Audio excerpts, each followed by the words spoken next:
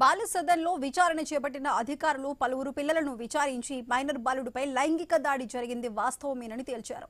మహిళా సూపరింటెండెంట్ మైథిలి లైంగిక దాడిపై బాల సదన్లో విచారణ చేపట్టారు. ఇదే విషయంపై నివేదిక తయారు చేసి సిడబ్ల్యూసి అధికారులకు అందజేశామని తెలిపారు. బాధిత బాలుడు సెప్టెంబర్ 2024లో బాల సదన్లో చేరాడని, లైంగిక దాడికి పాల్పడ్డ రెహమాన్ 2022 నుంచి ఇక్కడ పనిచేస్తున్నాడని స్పష్టం చేశారు. దసరా పండుగ ఉందని చెప్పి మా ఫ్యామిలీతోనే నేను పండుగ సెలబ్రేట్ చేసుకుంటాను అని చెప్పి రిక్వెస్ట్ చేస్తే చైల్డ్ వెల్ఫేర్ కమిటీ ముందర రిక్వెస్ట్ పెట్టి ఆ రిక్వెస్ట్ని గ్రాంట్ చేపించి ఆ బాబుని వాళ్ళ ఫ్యామిలీతోనే పంపించినాం ఫెస్టివల్ సెలబ్రేట్ చేసుకోనికే. ఇట్లా అని చెప్పి ఎస్ఐ గారికి చెప్పడం జరిగింది. లేదు సార్, ఈ బాబు ఇట్లా కంప్లైంట్ ఇచ్చాడు, మీ స్టాఫ్ ఒక అతను రెహమాన్ అని చెప్పి అతను ఈ బాబుని ఇట్లా సెక్షువల్లీ అబ్యూజ్ చేసిండని చెప్పి కంప్లైంట్ ఉంది మా దగ్గర అని చెప్పి చెప్పడం జరిగింది.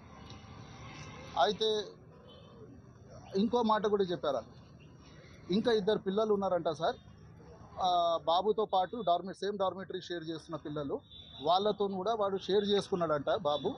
ఒక్కసారి ఆ పిల్లలతో మేము మాట్లాడతాము అని చెప్పి చెప్పడం. అయితే ఆ 2 పిల్లల్ని పిలిచి సార్తో మాట్లాడిపించినాము, ఎస్ఐ గారితోన.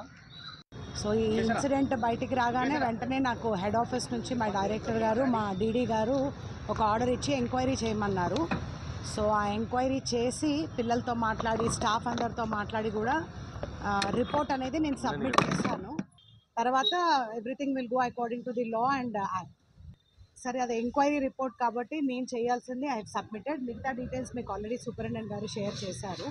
సో బికాజ్ ఇంకా అంతవరకు ఐ కెన్ టెల్. సో ఈ ఇన్సిడెంట్ బయటికి రాగానే వెంటనే నాకు హెడ్ ఆఫీస్ నుంచి మా డైరెక్టర్ గారు, మా డీడీ గారు ఒక ఆర్డర్ ఇచ్చి ఎంక్వైరీ చేయమన్నారు. సో ఆ